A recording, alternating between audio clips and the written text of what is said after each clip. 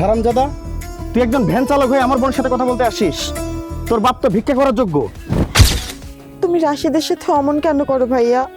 তুই এই ভ্যান চালকের সাথে যদি আবার কথা বলছিস তাহলে তোকে আমি কেটে নদীতে ভাসিয়ে দেবো।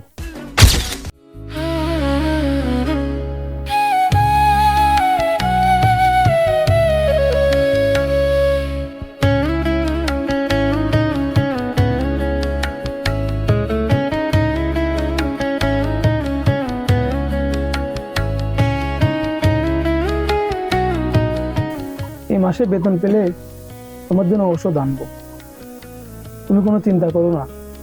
আর ওষুধ খেলে দ্রুত সুস্থ হয়ে যাবে আব্বা তুমি।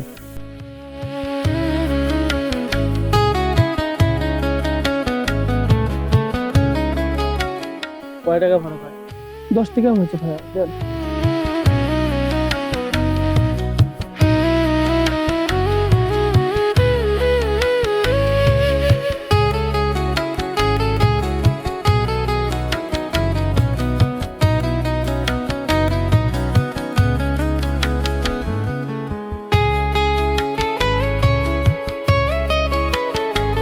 রাখেন রাখেন রাখেন, এখানে নামবো। কয় টাকা ভাড়া হয়েছে? 10 টাকা দাও।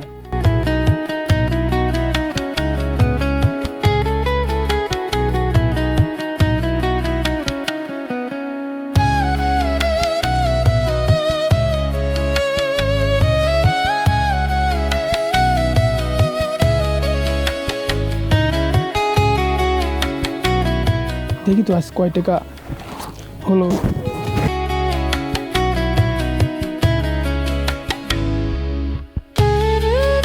দশ, 20, 30, 40, 50, 60 টাকা কাজ হলো আজকে। আমার বাবার চিকিৎসার জন্য আরো টাকার প্রয়োজন, আমি আরো পরিশ্রম করবো।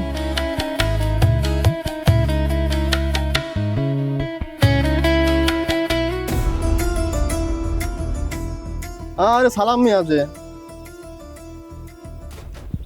তোমার বোনের বিয়ের বয়স তো হলো, ওই পাড়া বেকার রাশেদকে দেখছো? সে নাকি চাকরির নাম করে ভ্যান চালিয়ে বেড়ায়। আবার শুনি তোমার বোনের সাথে নাকি মেলামেশা আছে। মান সম্মান তো গেল একবারে। কি বলেন গফুর ভাই, রাশেদ ভ্যান চালায়? আরে ওর সাথে তো আমার বোনের নাম জড়ায় গ্রামের মানুষ কথা বলে, তাহলে তো একটা উচ্চশিক্ষা দিতে হয়। আচ্ছা ঠিক আছে, তাহলে আপনি যান, আমি দেখতেছি। আজকে একটা উচ্চশিক্ষা দেবো আমি।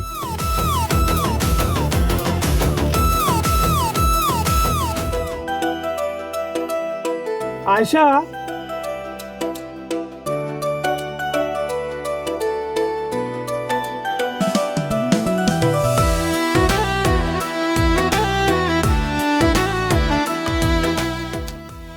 তুমি আমাকে নিয়ে পালাচ্ছ না কেন রাশেদ? আমার বিয়ের জন্য ছেলে দেখছে। আমার বাবা অসুস্থ আয়শা, তোমাকে নিয়ে পালিয়ে গেলে আমার বাবার সম্মানটুকু চলে যাবে। আয়শা, আমি হারতে রাজি, কিন্তু আমি আর বাবাকে হারাতে পারবো না আয়শা।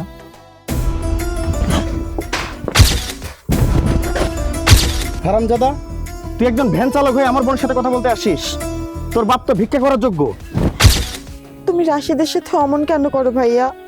তুই এই ভ্যান চালকের সাথে যদি আবার কথা বলছিস তাহলে তোকে আমি কেটে নদীতে ভাসিয়ে দেবো।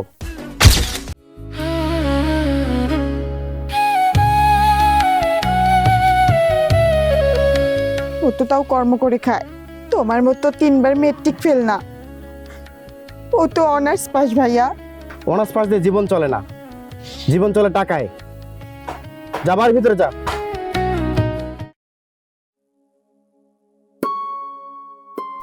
বন্ধু, মন খারাপ করে এখানে বসে আছিস কেন?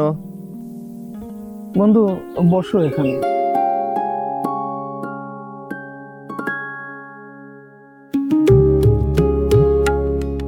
তুই বলবি যে তোর বাবার চিকিৎসার জন্য তুই ভ্যান চালাস, এটা তো লজ্জার কিছু না। সোহেল, মানুষ সত্যের চায়ে গুজবই বেশি বিশ্বাস করে, আর আমি যদি প্রতিবাদ করি তাহলে আশার বিয়ে ভেঙে যাবে, ওর বদনাম হবে সোহেল। তার কি আছে আমি খারাপ থাকি, তাই আমি এখানে একা একা বসে আছি। কি করবো বল? তাই বলে তুই এভাবে চুপচাপ বসে থাকবি?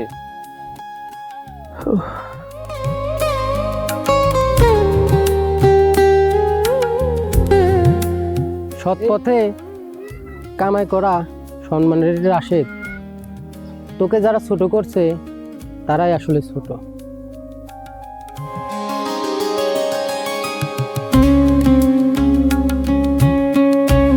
বেটা, ছেলে তো ভ্যান চালক না, একটা ডাকাত। গফুর বলল ও নাকি রাতের আধারে মানুষের টাকা মারে। ভুল মোবারক চাচা, এই যে দেখেন প্রেসক্রিপশন। রাশেদ ভ্যান চালিয়ে তার বাবার হার্ট অপারেশনের টাকা জমিয়েছে। তার সব স্বপ্ন বিসর্জন দিয়ে তার বাবার সেবা করছে।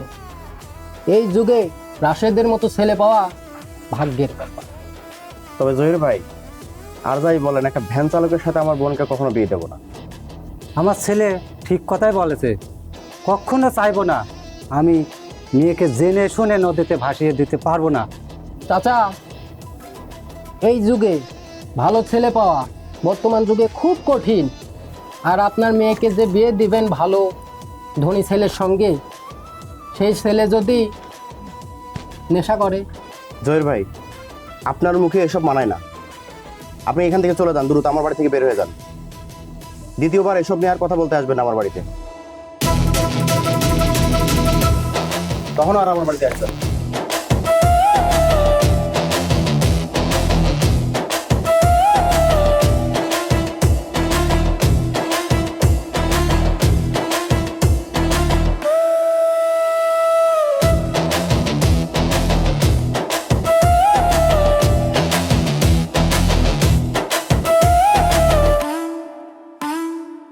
আব্বা, ওই দেখো তোমার মেয়ে চলে যাচ্ছে যে রাশেদের বাড়িতে। দেখো, দেখি চাও। কালকেই ওর বিয়ে ঠিক করবো।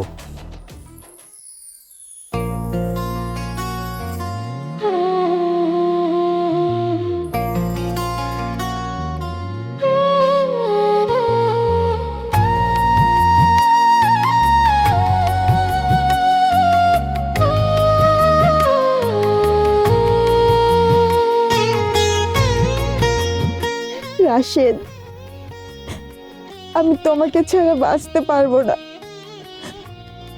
চলো আজই আমরা পালিয়ে যাই, সব ছেড়ে দূরে কোথাও চলে যাই।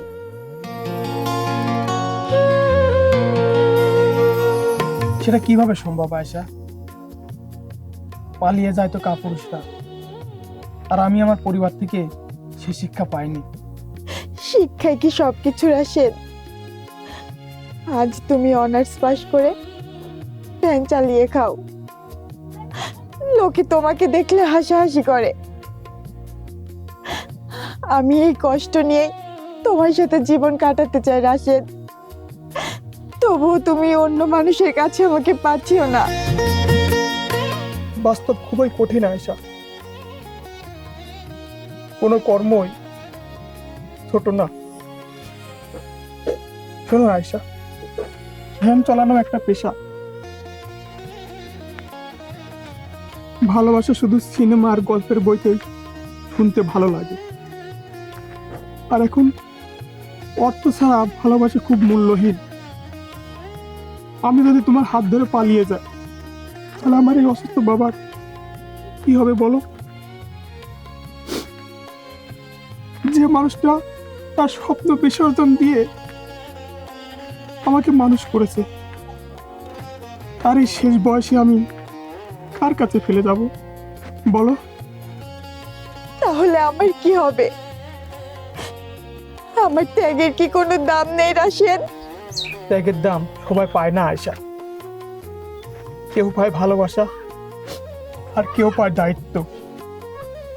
শোনো আয়শা, তুমি তোমার বাবার সম্মানটুকু রাখো, আমি আমার বাবার শেষ আশ্রয় হয়ে থাকতে চাই। শোনো আয়শা, আমাদের মিলন না হলেও আমাদের দুজনের কারোর যেন আক্ষেপ না থাকে যে আমরা আমাদের বাবার মাথা নিচু করেছি।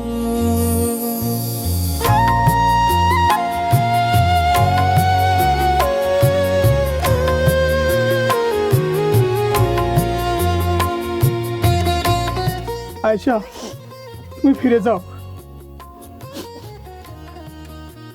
তোমার বিয়ের কথা চলছে, শুনেছি ছেলের নাকি বাড়ি গাড়ি সবই আছে। আমি আমার ভ্যান গাড়িতে তো তোমাকে নিয়ে আমার এই রাজপ্রাসাদের সাথে আসতে পারবো না, তবে আমি আমার ভ্যান গাড়ি চালিয়ে আমার বাবাকে জান্নাতের দরজায় পৌঁছে নিয়ে যাব।